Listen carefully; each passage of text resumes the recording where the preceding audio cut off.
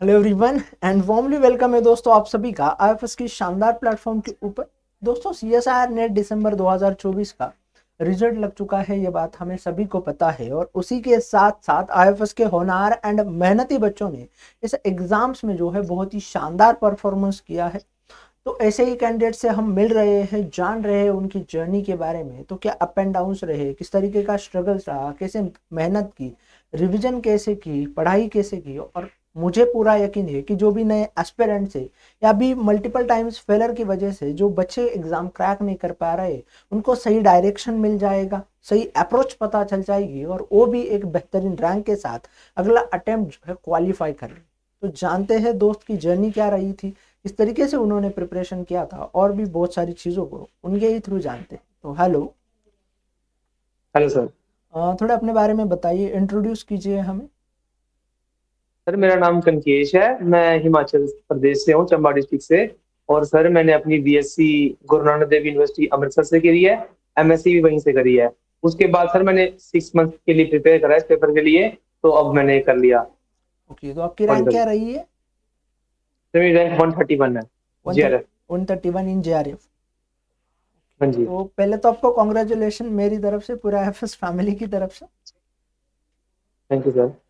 अब मुझे ये बताइए कि आपकी एजुकेशनल एंड प्रिपरेशन जर्नी क्या रही है, किस तरीके से आपने एजुकेशन एंड प्रिपरेशन किया है। सर सबसे पहले मैंने एमएससी में जब एडमिशन हुई तब मैंने स्टार्ट करना शुरू किया। तो मेरे साथ क्या हुआ कि वो केसी सर, मतलब कि आईएफएस वाले जो है वो फोकस करते हैं ज्यादातर सीएसआईआर नेट पे। बाकी सब करते हैं पर ये स्पेसिफिकली उस पे करते हैं। तो मैंने सबसे पहले बायोकेमिस्ट्री पढ़ना स्टार्ट करी केसी सर से।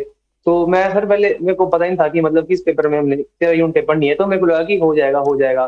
तो मैं सर उसमें लगा रहा, थोड़ी गाइडेंस नहीं मिली, पर कोई बात नहीं, एमएससी चल रही तो मैं कोई बात नहीं, एमएससी के बाद कर लेंगे। तो फिर इससे पहले सर मैंने 2 बार पेपर दिया है, पर अच्छे से नहीं पढ़ पाया उसमें मैं। मतलब कि 1-2 यूनिट पढ़ी ही। तो अब जब मेरे पास टाइम मिला पूरा, तो मैंने 13 यूनिट्स पूरी कर ली। और हो गया इस बार। तो इस बार जो है आपका हो गया। हाँ जी। ओके, मुझे ये बताइए कि प्रिपरेशन जर्नी कैसे रही, आपने मतलब कब ख्याल आया आपको कि यार नई सीएसआर नेट के लिए प्रिपेयर करना चाहिए, और फिर आगे का क्या रहा ओवरऑल प्रोसेस। सर मेरे को पता था कि बीएससी तो होगी है, तो आगे अगर एमएससी करने का तभी फायदा है अगर हायर स्टडीज में जाओ। नहीं तो हम बीएड कर लेते, हम मतलब स्कूल टीचर के लिए ट्राई करते।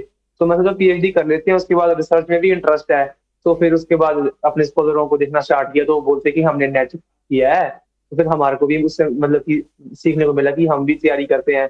तो सर वैसे बस उस तरह से मतलब कि दिमाग में आया एमएससी के स्टार्टिंग में कि चलो प्रिपरेशन करना स्टार्ट करते हैं। बहुत सही। अब मुझे ये बताइए कि आपने पहली बार आईएफएस का नाम कब सुना था और किस तरीके से। सर आईएफएस का नाम पहली बार एमएससी फर्स्ट ईयर में सुना था। और मैं मतलब यूट्यूब पर सर्च किया था ना कि सीएसआर नेट के लिए कैसे प्रिपेयर करें। तो केसी सर की वीडियो थी।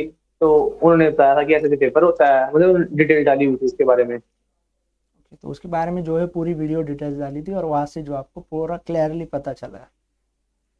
हाँ जी। ओके, अब मुझे ये बताइए कि वाई सीएसआईआर नेट, क्यों सीएसआईआर नेट को देना चाहते थे।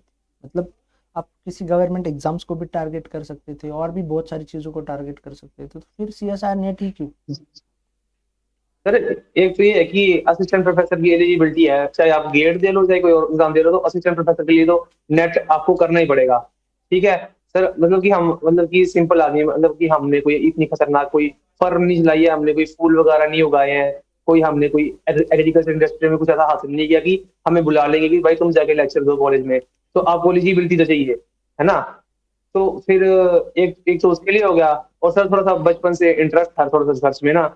तो फिर मतलब ये पेपर ऐसा लगा कि परफेक्ट चीज है, इसको देना चाहिए। तो रिसर्च में भी इंटरेस्ट था और असिस्टेंट प्रोफेसर में भी इंटरेस्ट था, तो इस वजह से हाँ लगा जी। कि सीएसआईआर नेट देना चाहिए और आपने बहुत अच्छे रैंक के साथ जो है क्वालिफाई कर लिया।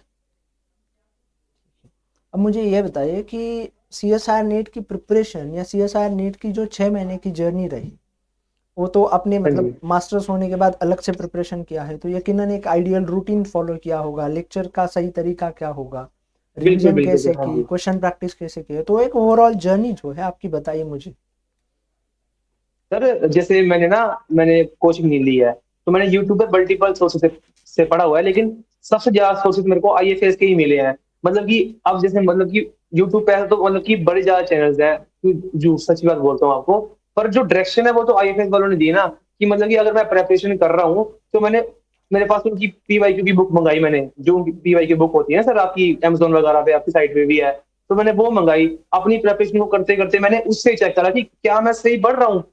मतलब ऐसे तो सब बोल रहे हैं कि हम पढ़ रहे हैं, तो उस बुक से पता लगेगा ना हम सही पढ़ रहे हैं कि नहीं पढ़ रहे हैं और क्या चीज़ें छूट गई हैं। तो मतलब कि इस तरह से मतलब कि मैंने अपने आप को प्रिपेयर किया था।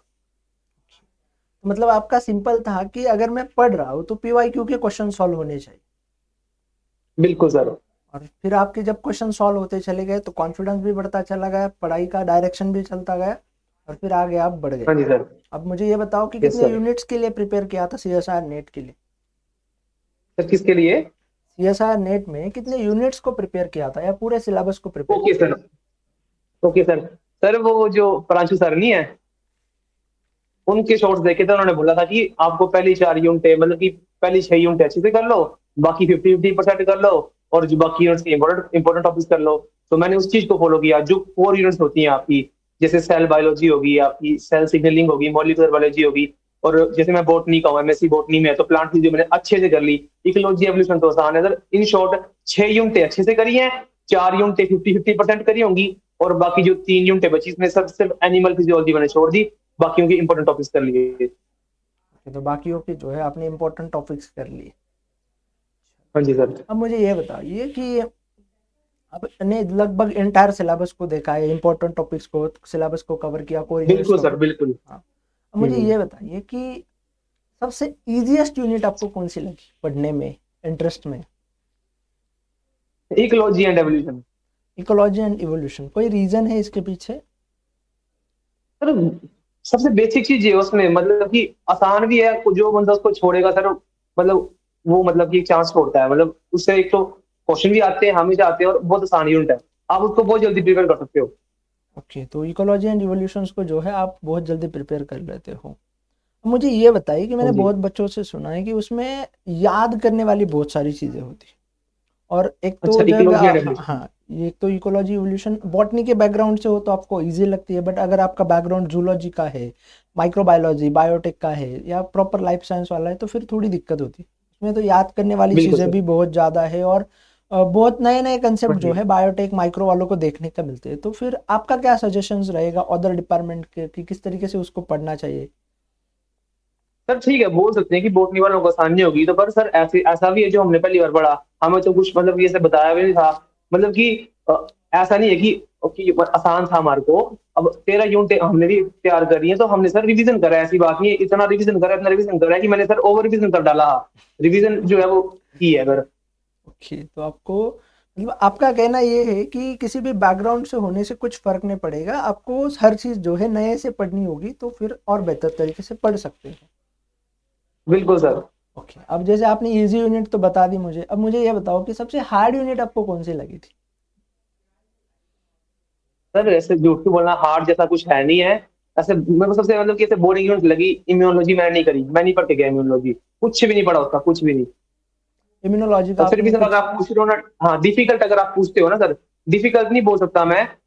मैं बोल सकता हूँ कि जैसे बायोकेमिस्ट्री है, उसको मैं बोल सकता हूँ कि थोड़ी कम्प्लेक्स यूनिट है, डिफिकल्ट नहीं है, डिफिकल्ट कोई नहीं, सब कुछ आसान है।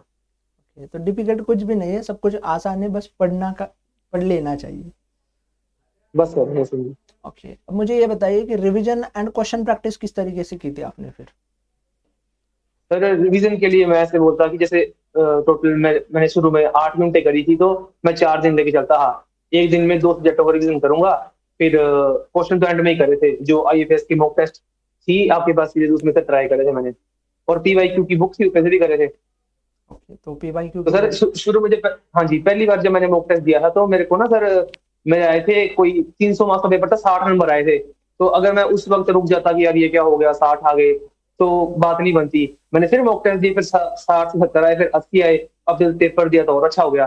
ओके, तो आपकी मॉक टेस्ट से जो है नंबर बढ़ते चले गए और आपको लगता है कि उससे बहुत बेनिफिट होता चला। हाँ जी सर, स्मार्ट वर्क है सर, बिल्कुल, मतलब कि जो आपके मेंटर्स है ना, वो केसी सर वगैरह, जब उन्होंने एग्जाम मैपिंग की सीरीज चलाई, उन्होंने सच में बहुत सही बात बोली है कि हम अगर सच में प्रॉपर प्रिपरेशन करके जा रहे हैं ना, तो जो हमारे को क्वेश्चन आते हैं 75 में से 25 कर रहे हो तो सेक्शन सी में वहीं से हमको 100 नंबर मिलेंगे। तो उनकी बात बिल्कुल सच्ची है, 25 क्वेश्चन आराम से बनते हैं अगर जिसने सच में पढ़ा हो ढंग से।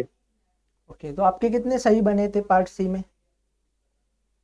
सर मेरे पार्ट सी में बने होंगे 18 कर सही बने होंगे 18। कितने सॉल्व किए थे आपने? 25? 25 नहीं करे सर, 23 करे थे, दो सर दो कम करे थे। ओके, 23 में से आपके 18 जो है वो करेक्ट हो गए। हाँ जी। ये बहुत शानदार। अब मुझे ये बताइए कि आगे का क्या जर्नी का क्या प्लान है आपका? सर पीएचडी के लिए अप्लाई करेंगे। ओके, तो पीएचडी के लिए अप्लाई करना है, ठीक है। अब मुझे ये बताइए दोस्त, इतने शानदार तरीके से आपने थॉट को रखा है, आपने क्लैरिटी को रखा है। अब जो भी नए बच्चे होंगे, आपके जूनियर होंगे, आपके साथी होंगे या आपके सीनियर भी हो सकते हैं, तो इस एग्ज़ाम्स के लिए प्रिपेयर करना चाह रहे हैं, आईएफएस के पूरे फैमिली के बच्चे जो है उनको क्या सलाह देना चाहोगे, क्या बताना चाहोगे कि अगले अटेम्प्ट में वो भी सक्सेस हो जाए? सर अपनी जो आप प्रिपरेशन कर रहे हो उसको चेक करो। अगर चलो कई कई कई जो है फाइनेंशियली स्टेबल होते हैं, कई नहीं होते हैं, जो नहीं होते सर वो आपकी पीवाईक्यू की बुक ले लें, इतनी महंगी भी नहीं है, ठीक है। उससे आपको आपकी प्रिपरेशन चेक होती रहेगी और आपको आइडिया लगता रहेगी कि अगर मैं कुछ पढ़ रहा हूँ मेरी क्या चीज छूट गई है। ओके ओके, तो प्रिपरेशन को क्रॉस चेक करने के लिए आपको लगता है कि पीवाईक्यू की बुक को जो है चेक करना चाहिए? बिल्कुल सर। चलिए, तो आपको बहुत सारी शुभकामनाएं मेरी तरफ से, पूरे एफएस फैमिली की तरफ से, and thank you so much for thank you sharing sir. Your experience and your knowledge with us. Thank you. Okay sir. Sir